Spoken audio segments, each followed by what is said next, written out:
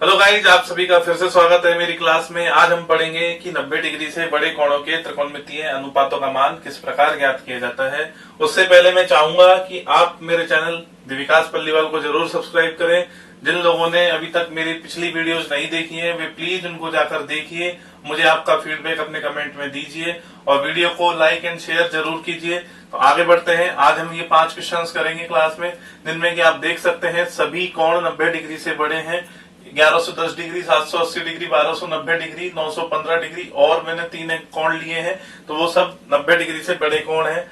हम सीखेंगे कि इन कोणों का मान किस प्रकार ज्ञात किया जाता है। तो आइए एक एक करके शुरुआत करते हैं और आगे बढ़ते हैं। बच्चों, 90 डिग्री से बड़े कोणों के त्रिकोणमितीय अनुपातों का मान ज्ञात करने के लिए मेरी आपसे कुछ रिक्वायरमेंट्स है। मैं चाहता हूं कि आपको पता हो त्रिकोणमितीय अनुपात क्या होते हैं। 0 डिग्री से 90 डिग्री तक के लिए विभिन्न कोणों के त्रिकोणमितीय अनुपातों का मान क्या होता है, चतुर्थांश क्या होते हैं तथा उनमें विभिन्न कोणों की स्थिति क्या होती है, अर्थात कौन सा कोण किस चतुर्थांश में पड़ेगा, यह आपको पता होना चाहिए। चौथा, मैं आपसे चाहता हूं कि आपको पता हो कि चतुर्थांशों में कौन सा त्रिकोणमितीय अनुपात धनात्मक होता है तथा कौन सा त्रिकोणमितीय अनुपात ऋणात्मक होता है। त्रिकोणमितीय अनुपातों का परस्पर परिवर्तन कब होता है और कब नहीं होता, और यदि होता है तो कौन सा त्रिकोणमितीय अनुपात किस त्रिकोणमितीय अनुपात में परिवर्तित होता है, यह आपको पता होना चाहिए। इन 5 टॉपिक्स को समझने के लिए आप इस वीडियो के डिस्क्रिप्शन में जा सकते हैं। वहां मैंने एक लिंक दिया है जो कि मेरी पिछली वीडियो का है, जिसमें मैंने आपको बेसिक ट्रिग्नोमेट्री पढ़ाई है। मैंने आपको ट्रिग्नोमेट्री के सभी बेसिक्स को खोल खोल कर बताया है। ये 5 टॉपिक आप वहां से पढ़ सकते हैं। फिलहाल मैं आपको इन 5 टॉपिक का ऊपरी तौर पर एक आइडिया दे रहा हूं और फिर हम आगे बढ़ेंगे और एक एक करके इन सभी सवालों को हल करेंगे। बच्चों, बोर्ड पर मैंने एक फिगर बनाया है। इसमें मैंने आपको चतुर्थांशों में कोणों की स्थिति तथा किस चतुर्थांश में कौन सा त्रिकोणमितीय अनुपात धनात्मक होगा व कौन सा ऋणात्मक होगा यह समझाया है। इसे समझते हैं। आप देख सकते हैं कि आपकी ये क्षैतिज रेखा है, एक्स अक्ष है। इस पर आपके 90 डिग्री के समगुणज आते हैं। 0, 2, 4, 6, 8। ये 90 डिग्री का चौथा गुणज 360 डिग्री इस पे आएगा। 90 डिग्री का दूसरा गुणज 180 डिग्री इस पर आएगा। 90 डिग्री का छठवां गुणज इधर आएगा। आप देख सकते हैं कि 90 डिग्री के सभी समगुणज इस क्षैतिज रेखा पर आएंगे तथा 90 डिग्री के सभी विषम गुणज 90 एकम 90, 90 तिया 270, 90 पंजे 450, 90 सत्ते 630, इस प्रकार 90 डिग्री के सभी विषम गुणज आपके इस वाई अक्ष पर आएंगे। तो आपको यह समझना होगा कि 90 डिग्री के समगुणज और 90 डिग्री के विषम गुणज क्रमशः एक्स अक्ष और वाई अक्ष पर आते हैं। तथा जैसे मैं आपसे बोलूं कि 450 डिग्री का कोण वाई अक्ष पर है, अगर हम यहां से थोड़ा सा आगे बढ़ेंगे तो हम द्वितीय चतुर्थांश में आ जाएंगे और थोड़ा सा पीछे आएंगे तो हम फर्स्ट चतुर्थांश में आ जाएंगे। आप देख सकते हैं 630 डिग्री का कोण आपका वाई अक्ष पर है। अगर आप इससे थोड़ा सा आगे बढ़ के 640 डिग्री का कोण देखते हैं तो 640 डिग्री का कोण आपका चौथे चतुर्थांश में आएगा, जबकि 620 डिग्री का कोण आपका तीसरे चतुर्थांश में आएगा। एक चीज आपको और समझनी है कि किस चतुर्थांश में कौन सा त्रिकोणमितीय अनुपात धनात्मक है तथा कौन सा ऋणात्मक है। आप देख सकते हैं मैंने यहाँ लिखा हुआ है ASTC, अर्थात आप समझिए इसे कि पहले चतुर्थांश में सभी त्रिकोणमितीय अनुपात धनात्मक होते हैं। दूसरे चतुर्थांश में आपके साइन तथा उसका उल्टा कॉसेक धनात्मक होता है। बाकी सभी त्रिकोणमितीय अनुपात ऋणात्मक होते हैं, अर्थात कॉस, टेन, सेक और कॉट दूसरे चतुर्थांश में ऋणात्मक होते हैं। तीसरे चतुर्थांश में टेन तथा उसका उल्टा कॉट धनात्मक होता है। बाकी चारों त्रिकोणमितीय अनुपात ऋणात्मक होंगे, अर्थात साइन, कॉसेक, सेक और कॉस यहाँ थर्ड चतुर्थांश में ऋणात्मक होंगे। चौथे चतुर्थांश में आप देख सकते हैं कि कॉस व उसका उल्टा सेक धनात्मक होता है, जबकि चारों त्रिकोणमितीय अनुपात बचे हुए आपके वहां पे ऋणात्मक होंगे, अर्थात साइन, कॉसेक, टेन और कॉट चौथे चतुर्थांश में ऋणात्मक होंगे। तो मैं आपसे उम्मीद करता हूं कि आपने इसको समझ लिया होगा।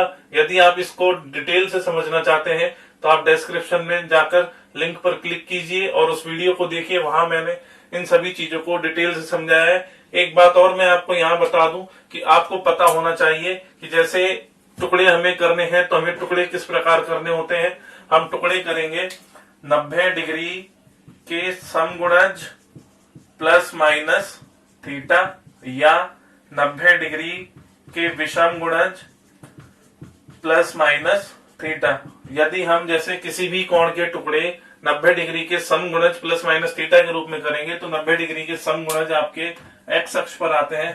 प्लस थीटा करेंगे। अगर जैसे यहाँ मैं 360 डिग्री को मैं 90 गुणा 4 बोल सकता हूँ। मेरा कोण है 370 डिग्री, तो 370 डिग्री के मुझे यदि टुकड़े करने हैं तो मैं इसे इस प्रकार लिखूंगा 90 इंटू 4, यह 90 डिग्री का समगुणज हो गया, प्लस 10 डिग्री। आप देख सकते हैं यह भी 370 डिग्री के बराबर है। तो 370 डिग्री का कोण आप देख सकते हैं 90 गुणा 4 प्लस 10 करते ही आप 360 से 10 डिग्री आगे बढ़कर प्रथम चतुर्थांश में आ गए हैं। इस प्रकार आपको पता होना चाहिए कि टुकड़े आपको किस प्रकार करने हैं, और टुकड़े करने के बाद आप प्लस थीटा करने से और माइनस थीटा करने से किस चतुर्थांश में आ जाएंगे, और आपको कोण की स्थिति पता होनी चाहिए। बच्चों आगे बढ़ते हैं और समझते हैं कि इन सवालों को हल करने के लिए क्या प्रोसेस होगी। सबसे पहला स्टेप हमारा होता है कि हमें टुकड़े करने होते हैं। हमें क्वेश्चन में जो कोण दिया गया है उसके टुकड़े करने हैं आवश्यकता अनुसार।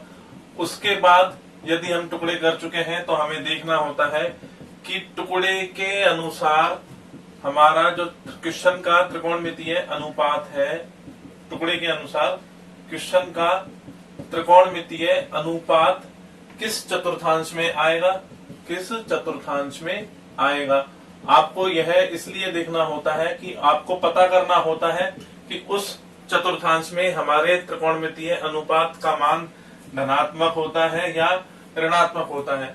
अर्थात आपको यहाँ पे त्रिकोणमितीय अनुपात की स्थिति देखनी होती है चिन्ह के लिए। तीसरा स्टेप जो हमारा होता है वह हमें देखना होता है कि टुकड़े आपके 90 डिग्री के समगुणज प्लस माइनस थीटा के रूप में किए गए हैं या 90 डिग्री के विषम गुणज प्लस माइनस थीटा के रूप में किए गए हैं। यदि आपने क्वेश्चन में दिए गए कोण के टुकड़े 90 डिग्री के समगुणज प्लस माइनस थीटा अर्थात एक्स अक्ष में कुछ प्लस करके या माइनस करके इस प्रकार टुकड़े किए हैं आपने, तो आपका त्रिकोणमितीय अनुपात परिवर्तित नहीं होता है। लेकिन यदि आपने कोण के टुकड़े इस प्रकार किए हैं कि 90 डिग्री के विषम गुणज में आप कुछ जोड़कर उस कोण को प्राप्त करते हैं या कुछ घटाकर उसको प्राप्त करते हैं, तो आपके त्रिकोणमितीय अनुपात चेंज हो जाते हैं, वे सब परिवर्तित हो जाते हैं। साइन आपका बदलता है कॉस में तथा कॉस बदलता है साइन में। टेन आपका परिवर्तित होता है कॉट में तथा कॉट आपका परिवर्तित होता है टेन में। सेक आपका बदलता है कॉसेक में तथा कॉसेक आपका बदलता है सेक में। ऐसा इसलिए होता है क्योंकि जब हम 90 डिग्री के सापेक्ष देखते हैं किसी कोण की स्थिति को, तो आप देखिएगा यहाँ पे आपके लंब और आधार परस्पर परिवर्तित हो जाते हैं। यदि आप इस थीटा के सापेक्ष देखते हैं एक्स अक्ष के सापेक्ष, तो आपका लंब ये होता है अर्थात ये आपका लंब है। लेकिन जब आप इस थीटा के सापेक्ष देखते हैं तो आपका लंब ये बनता है। आप देख सकते हैं जो इस थीटा के सापेक्ष आपका लंब था वो इस थीटा के सापेक्ष आपका आधार बनेगा, लेकिन इस थीटा के सापेक्ष जो आपका आधार था वो आपका यहाँ लंब बन जाएगा। अर्थात लंब और आधार परस्पर इंटरचेंज हो जाते हैं। इस वजह से सभी त्रिकोणमितीय अनुपातों की परिभाषा के अकॉर्डिंग 90 डिग्री के समगुणज के सापेक्ष और विषम गुणज के सापेक्ष हम देख सकते हैं कि किस प्रकार हमारे त्रिकोणमितीय अनुपात जरूरत पड़ने पर परिवर्तित होते हैं। आगे बढ़ते हैं और क्वेश्चंस को एक एक करके देखते हैं। बच्चों पहला क्वेश्चन करते हैं साइन 1110 डिग्री। तो इसमें हमारा पहला स्टेप होता है हमें टुकड़े करने होते हैं। तो हम 1110 डिग्री के टुकड़े करते हैं। हम देख सकते हैं कि 12 इंटू जब हम 90 डिग्री करते हैं तो वो 1080 डिग्री आता है। हम कह सकते हैं 90 गुणा 12 प्लस 30 डिग्री यानी 1080 प्लस 30 डिग्री को हम कह सकते हैं कि वो 1110 डिग्री के बराबर होगा। आप देखिए 90 डिग्री का 12वां गुणज आपका यहाँ आता है 0, 4, 8, 12 अर्थात आपका धनात्मक एक्स अक्ष पर 90 डिग्री का 12वां गुणज आएगा। यदि आप उसमें कुछ प्लस थीटा करते हैं तो आप प्रथम चतुर्थांश में आ चुके हैं अर्थात 1110 डिग्री का कोण आपका पहले चतुर्थांश में होगा। सेकंड स्टेप है कि हमें देखना होता है कि उस चतुर्थांश में आपके त्रिकोणमितीय अनुपात का मान धनात्मक होगा या ऋणात्मक होगा। तो हम जानते हैं 1110 डिग्री का कोण ये प्रथम चतुर्थांश में है और प्रथम चतुर्थांश में सभी त्रिकोणमितीय अनुपात धनात्मक होते हैं अर्थात हमारे क्वेश्चन का त्रिकोणमितीय अनुपात जो है वो यहाँ धनात्मक चिन्ह का होगा। उसके बाद आपको देखना है कि आपने जो टुकड़े किए हैं वो समगुणज है या विषम गुणज। यहाँ मैंने टुकड़े समगुणज में किए हैं अर्थात 90 इंटू 12 यह आपका समगुणज है, उसमें मैंने कुछ जोड़ा है तो मेरा त्रिकोणमितीय अनुपात परिवर्तित नहीं होगा। अतः मैं कह सकता हूं कि साइन 1110 डिग्री को जब मैं इस प्रकार लिखूंगा कि sine 1110 degree equal to sine 90 into 12 plus 30 degree, तो मैं यहाँ इसको देखकर कह सकता हूं कि हमारे क्वेश्चन का त्रिकोणमितीय अनुपात का चिन्ह धनात्मक है, त्रिकोणमितीय अनुपात का परिवर्तन नहीं होगा, और हम कह सकते हैं कि साइन 90 इंटू 12 प्लस थीटा यह आपका इस प्रकार साइन थीटा में परिवर्तित हो जाएगा। आप देख सकते हैं कि साइन 1110 डिग्री का मान साइन 30 डिग्री के इक्वल होगा, और साइन 30 डिग्री का मान हम जानते हैं 1/2 होता है। मैं उम्मीद करता हूं आपको समझ में आया होगा कि किस प्रकार हमने इस क्वेश्चन को किया है। अगला क्वेश्चन देखते हैं। अगला क्वेश्चन है tan 780 डिग्री। तो पहला स्टेप इसमें है कि हमें 780 डिग्री के टुकड़े करने हैं। अब आपकी इच्छा है कि आप चाहें तो इसके टुकड़े 90 डिग्री के समगुणज प्लस थीटा के रूप में कर सकते हैं, या माइनस थीटा के रूप में कर सकते हैं, या फिर 90 डिग्री के विषम गुणज प्लस माइनस थीटा के रूप में कर लेते हैं। यहाँ मैंने आपको समगुणज में कुछ जोड़कर उस प्रकार टुकड़े किए थे, यहाँ पे मैं विषम गुणज के सापेक्ष इसके टुकड़े कर रहा हूँ, देखिएगा। तो 780 डिग्री को मैं लिख सकता हूँ 810 डिग्री माइनस 30 डिग्री, यह 90 डिग्री का नवा गुणज है 90 इंटू 9। हम जानते हैं 90 डिग्री का नवा गुणज यहाँ आता है 1, 5, 9, यह 810 डिग्री होता है, अर्थात धनात्मक y अक्ष पर आपका 90 डिग्री का नवा गुणज आता है, और उसमें से यदि आप कुछ घटाते हैं तो आप प्रथम चतुर्थांश में आ जाएंगे। तो यहाँ हमने कोण की स्थिति पता कर ली है कि 780 डिग्री का कोण हमारा पहले चतुर्थांश में पड़ेगा। सेकंड स्टेप हमारा है कि हमें देखना होता है कि पहले चतुर्थांश में हमारे क्वेश्चन का त्रिकोणमितीय अनुपात धनात्मक होगा या ऋणात्मक। हम जानते हैं पहले चतुर्थांश में सभी त्रिकोणमितीय अनुपात धनात्मक होते हैं, अतः हमारे क्वेश्चन के त्रिकोणमितीय अनुपात का चिन्ह धनात्मक होगा। उसके बाद तीसरा स्टेप हमें ये देखना होता है कि हमने जो टुकड़े किए हैं वो समगुणज में थे या विषम गुणज में। यहाँ हमने 90 डिग्री के विषम गुणज के सापेक्ष कुछ टुकड़े किए हैं, तो हम देख सकते हैं कि 90 इंटू 9 माइनस 30, अर्थात यह 90 डिग्री का विषम गुणज है, उसमें हमने कुछ घटाया है, तो हमारा त्रिकोणमितीय अनुपात परिवर्तित हो जाएगा। आपको इसका रीजन समझ में आया होगा। मैंने आपको अभी समझाया था कि यदि हम टुकड़े कर रहे हैं तो उसमें समगुणज प्लस माइनस थीटा कर रहे हैं या विषम गुणज प्लस माइनस थीटा कर रहे हैं, उसके अकॉर्डिंग हमारा त्रिकोणमितीय अनुपात परिवर्तित होता है। तो यहाँ आप देखिए हमारा त्रिकोणमितीय अनुपात परिवर्तित होगा, अर्थात tan जो है वो cot में परिवर्तित होगा। तो इस क्वेश्चन को यदि हम हल करते हैं तो tan 780 डिग्री को आप लिख सकते हैं tan 810 डिग्री माइनस 30 डिग्री। आप देखिए हम देख सकते हैं यहाँ चिन्ह धनात्मक है, tan हमारा cot में बदल जाएगा तथा थीटा हमारा यहाँ 30 डिग्री के इक्वल होगा। तो हम कह सकते हैं tan 780 का मान cot 30 के बराबर होगा, जिसकी वैल्यू √3 होती है। तो हम कह सकते हैं कि tan 780 डिग्री का मान √3 होगा। आगे बढ़ते हैं और अगला क्वेश्चन समझते हैं।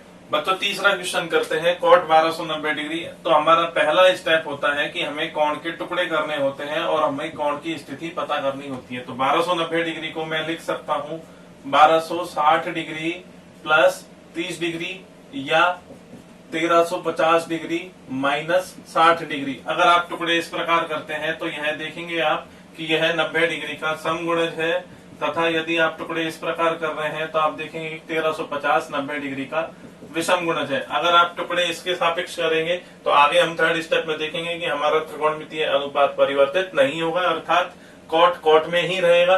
लेकिन यदि टुकड़े आप इसके सापेक्ष कर रहे हैं तो आप देखेंगे कि हमारा त्रिकोणमितीय अनुपात परिवर्तित होकर cot tan में बदल जाएगा। खैर अभी देखते हैं 90 गुणा 14, मैं टुकड़े इसके सापेक्ष ले रहा हूँ। तो 90 गुणा 14 मैं जानता हूँ 90 डिग्री का 14वां गुणज इस लाइन पर आता है 2, 6, 10 और 14। 90 डिग्री का 14वां गुणज आपका ऋणात्मक x अक्ष पर आता है, और आप उसमें यदि कुछ जोड़ रहे हैं तो जोड़ने के बाद आप थर्ड क्वाड्रेंट में आ जाते हैं। तो हम कह सकते हैं 1290 डिग्री का कोण हमारा तीसरे चतुर्थांश में पड़ेगा। सेकंड स्टेप में हमें देखना होता है कि तीसरे चतुर्थांश में हमारे क्वेश्चन का त्रिकोणमितीय अनुपात धनात्मक है या ऋणात्मक। तो हम जानते हैं कि तीसरे चतुर्थांश में tan व उसका उल्टा cot धनात्मक होते हैं। तो हम कह सकते हैं कि हमारे क्वेश्चन का त्रिकोणमितीय अनुपात का चिन्ह धनात्मक होगा। थर्ड स्टेप में हमें देखना है कि हमारा क्वेश्चन के त्रिकोणमितीय अनुपात परिवर्तित होगा या नहीं होगा। तो अभी मैंने आपको बता दिया था, यहाँ मैंने समगुणज के सापेक्ष टुकड़े किए हैं। तो मेरा त्रिकोणमितीय अनुपात परिवर्तित नहीं होगा। अर्थात मैं कॉट 1290 डिग्री के टुकड़े जब मैं इसका मान ज्ञात कर रहा हूं तो इस प्रकार यदि लिखूं कि कॉट 1260 डिग्री प्लस 30 डिग्री, तो मैं देख सकता हूं यहाँ मेरे टुकड़े समगुणज के रूप में है, तो यहाँ कॉट मेरा कॉट में ही रहेगा और थीटा मेरा 30 डिग्री है तो ये कॉट 30 हो जाएगा, तथा क्वेश्चन का चिन्ह मेरा धनात्मक था तो मैं कह सकता हूं कॉट 1290 डिग्री कॉट 30 डिग्री के बराबर होगा, अर्थात इसका मान होगा √3। तो हम कह सकते हैं कॉट 1290 डिग्री का मान √3 होगा। अगला क्वेश्चन देखते हैं साइन 915। तो साइन 915 में सबसे पहले मैं 915 डिग्री के टुकड़े करूं और मैं इसे अगर लिखूं कि 990 डिग्री माइनस 975 डिग्री, तो मैं कह सकता हूं कि यह आपका 90 डिग्री का 11वां गुणज है, तथा 90 डिग्री का 11वां गुणज आपका ऋणात्मक y अक्ष पर आता है। देखिए 3, 7, 11, 90 डिग्री का 11वां गुणज आपका ऋणात्मक y अक्ष पर है। उसमें से यदि आप कुछ घटाते हैं तो आप तीसरे चतुर्थांश में आ जाएंगे। हम कह सकते हैं कि 915 डिग्री का कोण हमारा तीसरे चतुर्थांश में पड़ेगा, जहां पे साइन ऋणात्मक होता है। अतः हम क्वेश्चन के चिन्ह को कह सकते हैं यहाँ पे कि क्वेश्चन में यूज किए गए त्रिकोणमितीय अनुपात का चिन्ह ऋणात्मक है। थर्ड स्टेप में जब हम साइन 915 डिग्री को इस प्रकार लिखते हैं कि साइन 990 डिग्री माइनस 75 डिग्री, तो हम देखते हैं कि सबसे पहले हम यहाँ नेगेटिव चिन्ह आएगा, ये समझ चुके हैं। उसके बाद यह हमारा विषम गुणज में प्लस माइनस थीटा किया है, तो हमारा त्रिकोणमितीय अनुपात परिवर्तित हो जाएगा, अर्थात साइन आपका कॉस में बदल जाएगा और थीटा आपका यहाँ 75 डिग्री है। तो हम कह सकते हैं कि साइन 915 डिग्री का मान माइनस कॉस 75 डिग्री के इक्वल होगा। बच्चों आगे बढ़ते हैं और पांचवा क्वेश्चन समझते हैं, जहां मैंने इसे बोर्ड मास फॉर्मेट में लिया है। मैंने 90 डिग्री से बड़े कोणों के त्रिकोणमितीय अनुपात को एक बोर्ड मास पैटर्न पे क्वेश्चन बनाकर लिया है। तो इसे पहले सॉल्व करते हैं, फिर एक बार इसे हम बीच में ही समझेंगे इसकी प्रोसेस को। तो कॉस 210 डिग्री को मैं लिख रहा हूँ cos 180 degree plus 30 degree into sine 330 को मैं लिख रहा हूँ साइन 270 प्लस 60 डिग्री भाग tan 510 को मैं लिख रहा हूँ tan 540 माइनस 30 डिग्री। आप देखिए यहाँ मैंने टुकड़े 90 डिग्री के समगुणज यानी 90 गुणा 2 प्लस थीटा यानी 30 डिग्री के रूप में किए हैं। यहाँ मैंने टुकड़े 90 डिग्री के समगुणज यानी 90 गुणा 6 माइनस थीटा यानी माइनस 30 डिग्री के रूप में किए हैं, जबकि यहाँ मैंने टुकड़े 90 डिग्री के विषम गुणज प्लस थीटा के रूप में किए हैं। मैं आपको बता चुका हूँ कि यह टुकड़े आपको अपनी सुविधा अनुसार करने होते हैं और उस टुकड़े के अकॉर्डिंग आपको देखना होता है कि आपका त्रिकोणमितीय अनुपात परिवर्तित होगा या नहीं होगा। खैर अभी हम समझते हैं। तो कॉस 180 डिग्री प्लस 30 डिग्री, मैं जानता हूं कि 180 डिग्री का कोण 90 डिग्री का दूसरा गुणज है वो यहाँ आएगा। उसमें यदि हम प्लस थीटा करते हैं प्लस 30 डिग्री करेंगे तो हम तीसरे चतुर्थांश में आ जाएंगे, और तीसरे चतुर्थांश में कॉस हमारा नेगेटिव होता है। तो आपको ये समझ में आना चाहिए कि यहाँ कॉस नेगेटिव होगा, यानी इसका मान हमारा यहाँ नेगेटिव आएगा। आगे इसको समझते हैं। 90 डिग्री का तीसरा गुणज है जो कि 270 डिग्री है वो यहाँ आता है। उसमें यदि हम प्लस थीटा करते हैं यानी प्लस 60 डिग्री करेंगे तो हम चौथे चतुर्थांश में आ जाएंगे, और चौथे चतुर्थांश में हमारा साइन जो है वो नेगेटिव होता है। आपको ये चीज यहाँ समझ में आनी चाहिए कि चौथे चतुर्थांश में हमारा क्वेश्चन का ये वाला पोर्शन यहाँ नेगेटिव होगा। तथा यहाँ देखिए आप कि tan 540 माइनस 30 और 540 डिग्री का कोण आपका यहाँ आता है 540 डिग्री यानी 90 डिग्री के समगुणज पर आता है। तो आप देखिए यदि इसमें से कुछ घटाएंगे तो आप सेकंड क्वाड्रेंट में चले गए, और सेकंड क्वाड्रेंट में आपका tan ऋणात्मक होता है। तो आपको ये समझ में आना चाहिए कि इस पोर्शन का चिन्ह यानी इस त्रिकोणमितीय अनुपात का मान ऋणात्मक होगा। अब यहाँ समझना आपको पड़ेगा कि आपने चिन्ह निर्धारित कर लिए हैं, उसके बाद आपको देखना होगा कि त्रिकोणमितीय अनुपात परिवर्तित होगा या नहीं होगा। तो आपको मैंने बताया था कि यदि आप समगुणज में प्लस माइनस थीटा करते हैं तो त्रिकोणमितीय अनुपात नहीं बदलता है, लेकिन यदि आप विषम गुणज में प्लस माइनस थीटा करेंगे तो आपका त्रिकोणमितीय अनुपात परिवर्तित हो जाएगा, साइन आपका कॉस में बदल जाएगा। तो आगे बढ़ते हैं, समझते हैं इसे। आप देखिए मैं इसको हल करके यहाँ लिखूं कि कॉस 180 प्लस 30, मैं समझ गया हूं कि यहाँ इसका चिन्ह नेगेटिव होगा तथा कॉस मेरा कॉस में ही रहेगा, त्रिकोणमितीय अनुपात परिवर्तित नहीं होगा। माइनस कॉस, और थीटा मेरा यहाँ 30 डिग्री है। आगे बढ़ते हैं, गुणा, इसको मैं कोष्टक में लिख लेता हूं, साइन 270 प्लस 60 डिग्री। तो साइन मेरा यहाँ बदल जाएगा कॉस में, और चिन्ह मेरा यहाँ ऋणात्मक है, तो माइनस कॉस 60 डिग्री इसका मान हो गया, भाग, आप यहाँ समझिए कि tan 540 माइनस 30 हमारा यह है, समगुणज में हमने टुकड़े किए थे, तो यह परिवर्तित नहीं होगा हमारा। इसका क्वेश्चन का चिन्ह यहाँ ऋणात्मक है, और tan में ही रहेगा। आपका थीटा यहाँ पे 30 डिग्री है। तो मैंने इस क्वेश्चन को इस फॉर्मेट में बना लिया है। आगे इसे हम सॉल्व करते हैं। तो मैं जानता हूं कि cos 30 का मान होता है माइनस अंडर रूट 3/2 गुणा माइनस कॉस 60 का मान होगा माइनस 1/2 भाग माइनस tan 30 का मान होगा माइनस 1/√3। अब इसे यदि हम हल करते हैं तो पहले हमें पता है कि बोर्डमास की प्रक्रिया में पहले भाग का चिन्ह हल होता है, फिर गुणा का चिन्ह हल होता है। तो हम इसे हल करते हैं तो हमको देखना है कि माइनस 1/2 में जब माइनस 1/√3 से भाग लगाया जाएगा तो क्या प्राप्त होगा। आप इसे देखिए, माइनस का √3/2 गुणा माइनस के 1/2 में आपको भाग लगाना है माइनस के 1/√3 का। यहाँ आप देखेंगे माइनस से माइनस कट गया, √3 ऊपर आ जाता है तथा 2 आपका नीचे आ जाएगा। तो इसे हम हल करके लिखेंगे तो माइनस के √3/2 गुणा यह आपका हल होने के बाद आएगा √3/2। आप देख सकते हैं इसे यदि हम आगे हल करते हैं तो हमें प्राप्त होगा माइनस √3 इंटू √3 आपका 3 बन जाएगा, माइनस का 3/4।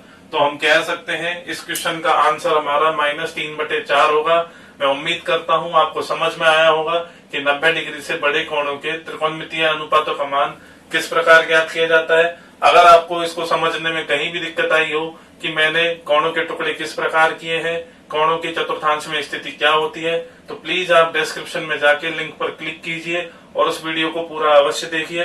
मैं उम्मीद करता हूं कि फिर आपको कोई दिक्कत नहीं होगी। फिर भी आपको कोई समस्या रहती है तो मुझे कमेंट बॉक्स में लिखकर बताइए, मैं वहां आपको इसका सॉल्यूशन जरूर दूंगा।